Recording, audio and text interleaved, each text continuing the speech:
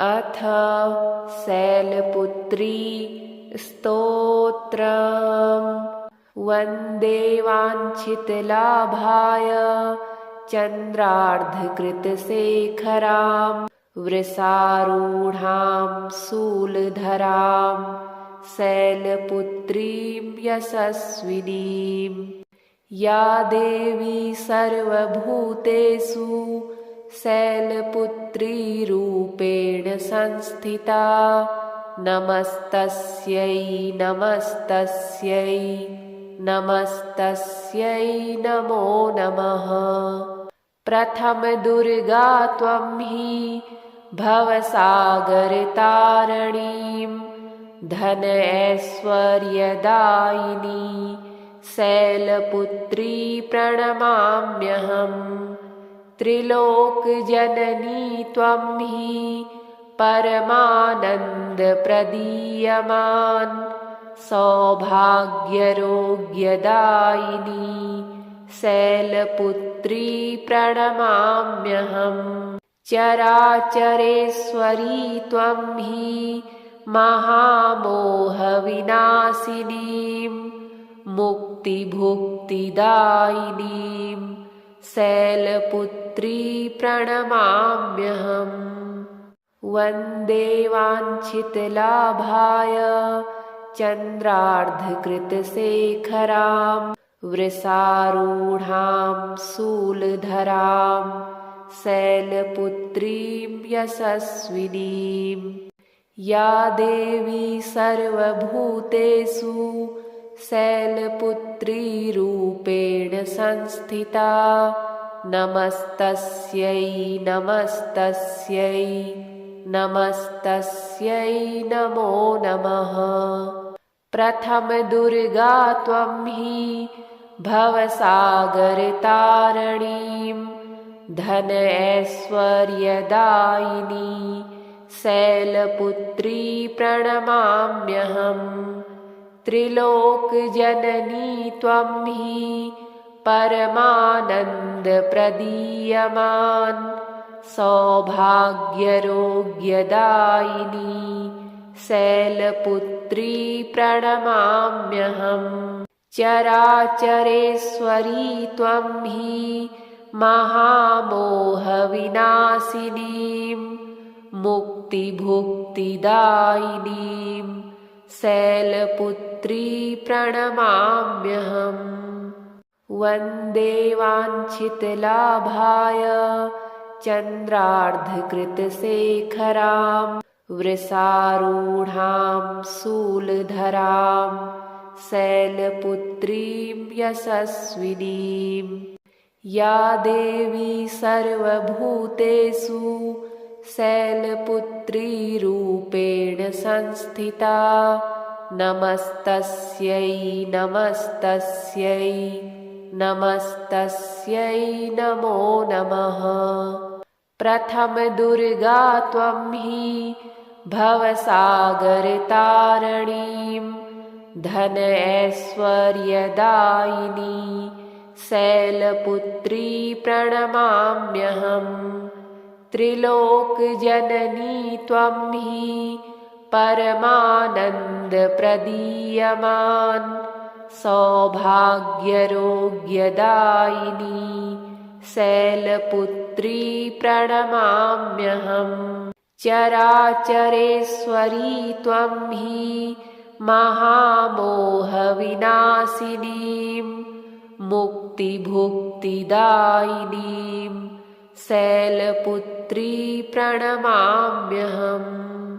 वन्दे वाञ्छितलाभाय चन्द्रार्धकृतशेखरां वृषारूढां शूलधरां शैलपुत्रीं यशस्विनीं। या देवी सर्वभूतेषु शैलपुत्रीरूपेण संस्थिता। नमस्तस्यै नमस्तस्यै नमस्तस्यै नमो नमः। प्रथम दुर्गा त्वं हि भवसागरतारिणीं धन ऐश्वर्यदायिनी शैलपुत्री प्रणमाम्यहम् त्रिलोकजननी त्वं हि परमानन्दप्रदीयमान् सौभाग्यरोग्यदायिनी शैलपुत्री प्रणमाम्यहम् चराचरेश्वरी त्वं हि महामोहविनाशिनीं मुक्तिभुक्तिदायिनीं शैलपुत्री प्रणमाम्यहम् वन्दे वाञ्छितलाभाय चन्द्रार्धकृतशेखरां वृषारूढां शूलधरां शैलपुत्रीं यशस्विनीं या देवी सर्वभूतेषु शैलपुत्रीरूपेण संस्थिता नमस्तस्यै नमस्तस्यै नमस्तस्यै नमो नमः प्रथमदुर्गा त्वं हि भवसागरतारिणीं धन ऐश्वर्यदायिनी शैलपुत्री प्रणमाम्यहम् त्रिलोकजननी त्वं हि परमानन्दप्रदीयमान् सौभाग्यरोग्यदायिनी शैलपुत्री प्रणमाम्यहम् चराचरेश्वरी त्वं हि महामोहविनाशिनीं मुक्तिभुक्तिदायिनीं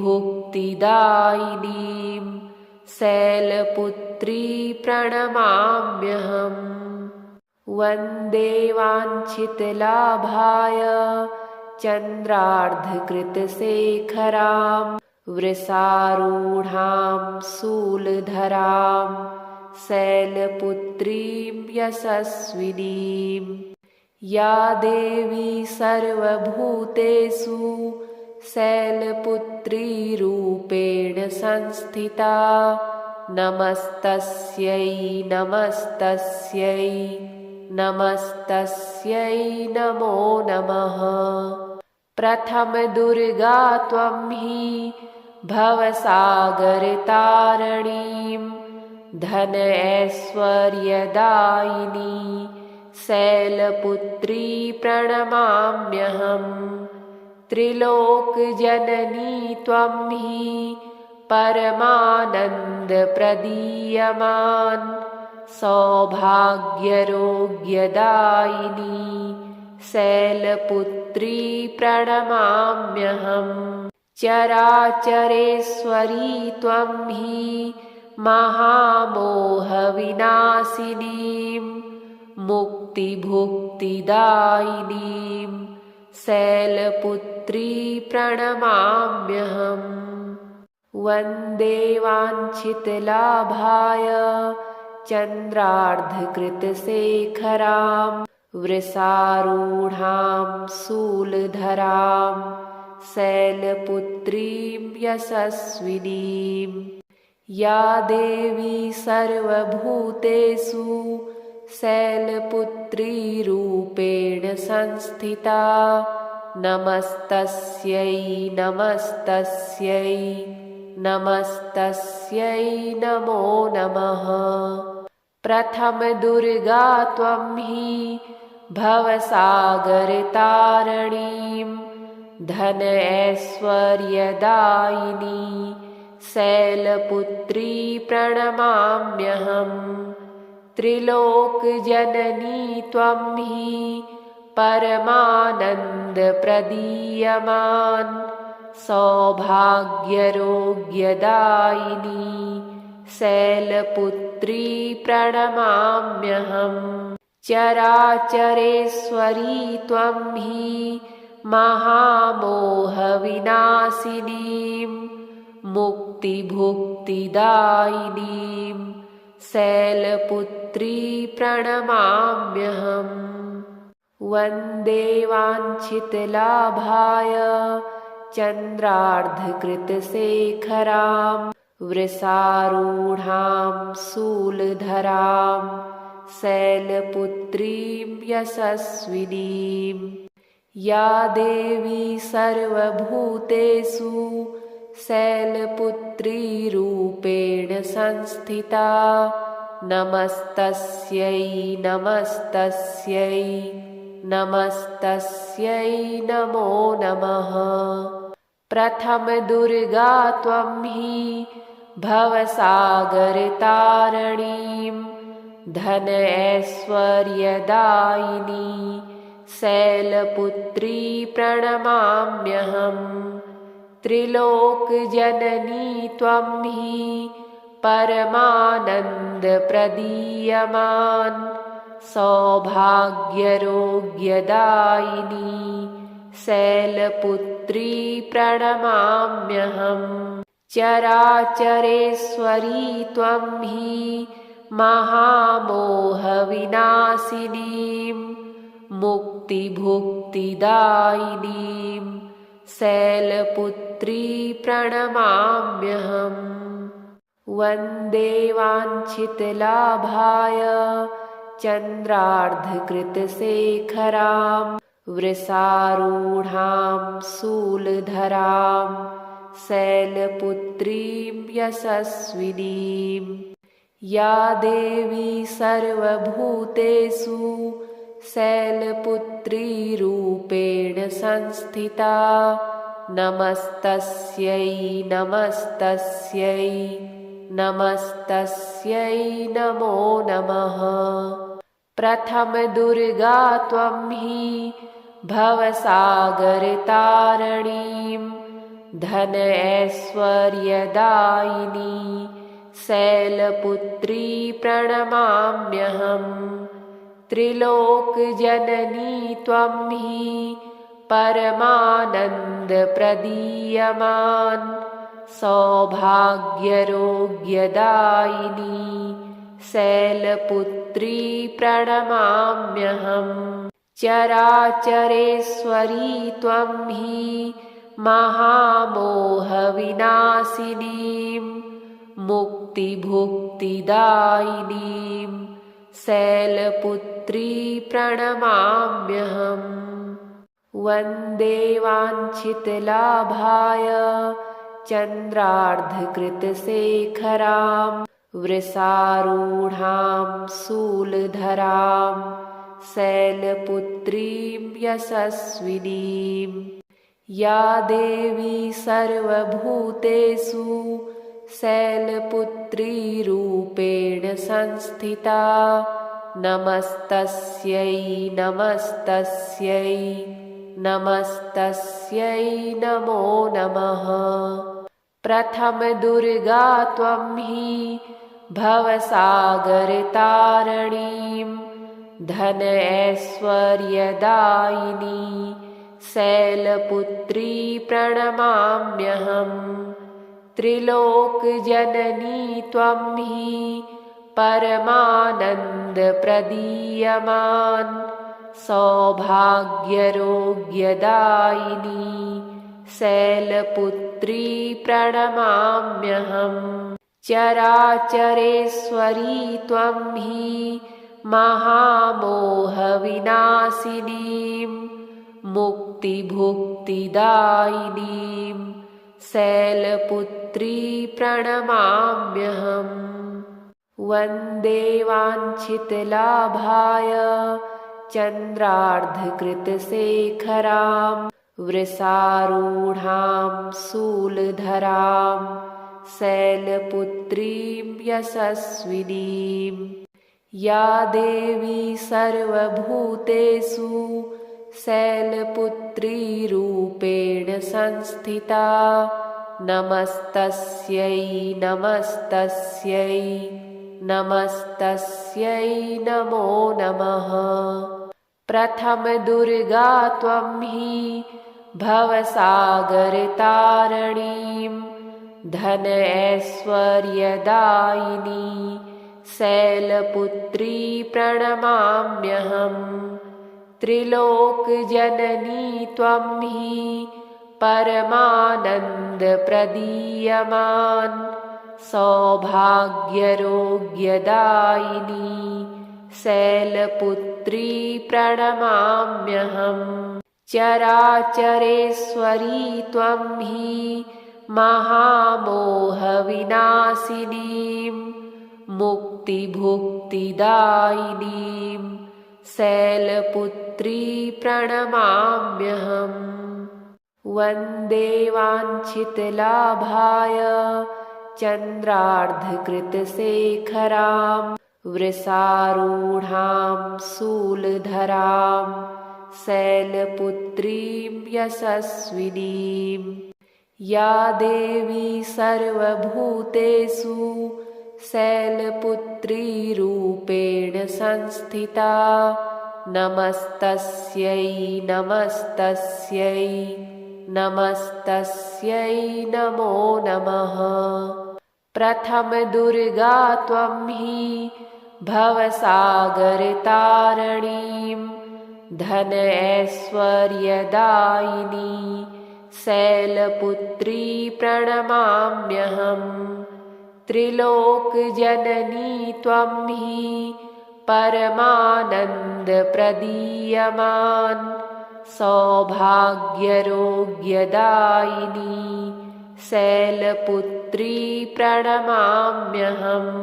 चराचरेश्वरी त्वं हि महामोहविनाशिनीं मुक्तिभुक्तिदायिनीं शैलपुत्री प्रणमाम्यहम्। वन्दे वाञ्छितलाभाय चन्द्रार्धकृतशेखरां वृषारूढां शूलधरां शैलपुत्रीं यशस्विनीं। या देवी सर्वभूतेषु शैलपुत्रीरूपेण संस्थिता नमस्तस्यै नमस्तस्यै नमस्तस्यै नमो नमः। प्रथमदुर्गा त्वं हि भवसागरतारिणीं धन ऐश्वर्यदायिनी शैलपुत्री प्रणमाम्यहम्। त्रिलोकजननी त्वं हि परमानन्दप्रदीयमान् सौभाग्यरोग्यदायिनी शैलपुत्री प्रणमाम्यहम्। चराचरेश्वरी त्वं हि महामोहविनाशिनीं मुक्तिभुक्तिदायिनीं शैलपुत्री प्रणमाम्यहम्। वन्दे वाञ्छितलाभाय चन्द्रार्धकृतशेखरां वृषारूढां शूलधरां शैलपुत्रीं यशस्विनीं। या देवी सर्वभूतेषु शैलपुत्रीरूपेण संस्थिता नमस्तस्यै नमस्तस्यै नमस्तस्यै नमो नमः। प्रथमदुर्गा त्वं हि भवसागरतारिणीं धन ऐश्वर्यदायिनी शैलपुत्री प्रणमाम्यहम्।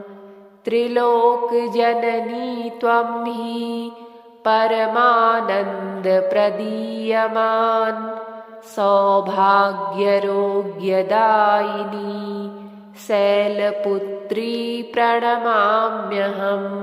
चराचरेश्वरी त्वं हि महामोहविनाशिनीं मुक्तिभुक्तिदायिनीं शैलपुत्री प्रणमाम्यहम्। वन्दे वाञ्छितलाभाय चन्द्रार्धकृतशेखरां वृषारूढां शूलधरां शैलपुत्रीं यशस्विनीं। या देवी सर्वभूतेषु शैलपुत्रीरूपेण संस्थिता। नमस्तस्यै नमस्तस्यै नमस्तस्यै नमो नमः। प्रथम दुर्गा त्वं हि भवसागरतारिणीं धन ऐश्वर्यदायिनी शैलपुत्री प्रणमाम्यहम्। त्रिलोकजननी त्वं हि परमानन्दप्रदीयमान् सौभाग्यरोग्यदायिनी शैलपुत्री प्रणमाम्यहम्। चराचरेश्वरी त्वं हि महामोहविनाशिनीं मुक्तिभुक्तिदायिनीं शैलपुत्री प्रणमाम्यहम्। वन्दे वाञ्छितलाभाय चन्द्रार्धकृतशेखरां वृषारूढां शूलधरां शैलपुत्रीं यशस्विनीं। या देवी सर्वभूतेषु शैलपुत्रीरूपेण संस्थिता। नमस्तस्यै नमस्तस्यै नमस्तस्यै नमो नमः। प्रथम दुर्गा त्वं हि भवसागरतारिणीं धन ऐश्वर्यदायिनी शैलपुत्री प्रणमाम्यहम्। त्रिलोकजननी त्वं हि परमानन्दप्रदीयमान् सौभाग्यरोग्यदायिनी शैलपुत्री प्रणमाम्यहम्। चराचरेश्वरी त्वं हि महामोहविनाशिनीं मुक्तिभुक्तिदायिनीं शैलपुत्री प्रणमाम्यहम्। वन्दे वाञ्छितलाभाय चन्द्रार्धकृतशेखरां वृषारूढां शूलधरां शैलपुत्रीं यशस्विनीं। या देवी सर्वभूतेषु शैलपुत्रीरूपेण संस्थिता। नमस्तस्यै नमस्तस्यै नमस्तस्यै नमो नमः। प्रथम दुर्गा त्वं हि भवसागरतारिणीं धन ऐश्वर्यदायिनी शैलपुत्री प्रणमाम्यहम्। त्रिलोकजननी त्वं हि परमानन्दप्रदीयमान् सौभाग्यरोग्यदायिनी शैलपुत्री प्रणमाम्यहम्। चराचरेश्वरी त्वं हि महामोहविनाशिनीं मुक्तिभुक्तिदायिनीं शैलपुत्री प्रणमाम्यहम्। वन्दे वाञ्छितलाभाय चन्द्रार्धकृतशेखरां वृषारूढां शूलधरां शैलपुत्रीं यशस्विनीं। या देवी सर्वभूतेषु शैलपुत्रीरूपेण संस्थिता। नमस्तस्यै नमस्तस्यै नमस्तस्यै नमो नमः। प्रथम दुर्गा त्वं हि भवसागरतारिणीं धन ऐश्वर्यदायिनी शैलपुत्री प्रणमाम्यहम्। त्रिलोकजननी त्वं हि परमानन्दप्रदीयमान् सौभाग्यरोग्यदायिनी शैलपुत्री प्रणमाम्यहम्। चराचरेश्वरी त्वं हि महामोहविनाशिनीं मुक्तिभुक्तिदायिनीं शैलपुत्री प्रणमाम्यहम्। वन्दे वाञ्छितलाभाय चन्द्रार्धकृतशेखरां वृषारूढां शूलधरां शैलपुत्रीं यशस्विनीं। या देवी सर्वभूतेषु शैलपुत्रीरूपेण संस्थिता नमस्तस्यै नमस्तस्यै नमस्तस्यै नमो नमः। प्रथम दुर्गा त्वं हि भवसागरतारिणीं धन ऐश्वर्यदायिनी शैलपुत्री प्रणमाम्यहम्।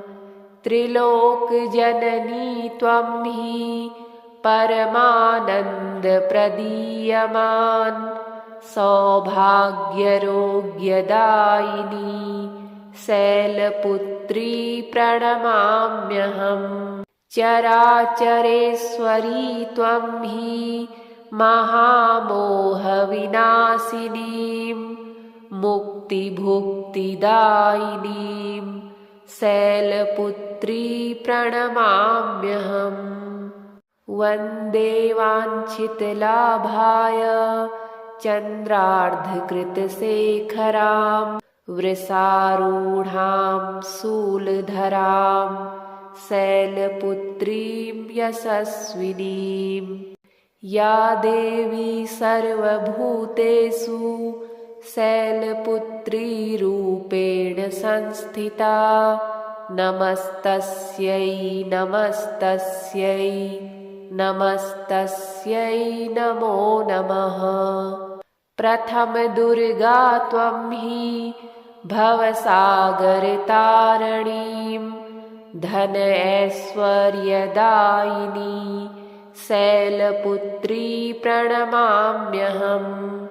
त्रिलोकजननी त्वं हि परमानन्दप्रदीयमान् सौभाग्यरोग्यदायिनी शैलपुत्री प्रणमाम्यहम्।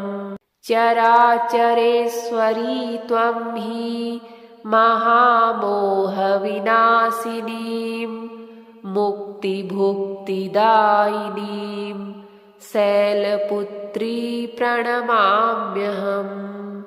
वन्दे वाञ्छितलाभाय चन्द्रार्धकृतशेखरां वृषारूढां शूलधरां शैलपुत्रीं यशस्विनीं।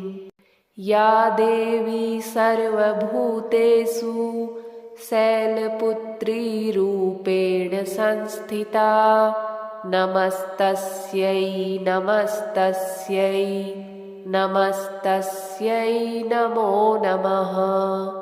प्रथम दुर्गा त्वं हि भवसागरतारिणीं धन ऐश्वर्यदायिनी शैलपुत्री प्रणमाम्यहम्। त्रिलोकजननी त्वं हि परमानन्दप्रदीयमान् सौभाग्यरोग्यदायिनी शैलपुत्री प्रणमाम्यहम्। चराचरेश्वरी त्वं हि महामोहविनाशिनीं मुक्तिभुक्तिदायिनीं शैलपुत्री प्रणमाम्यहम्।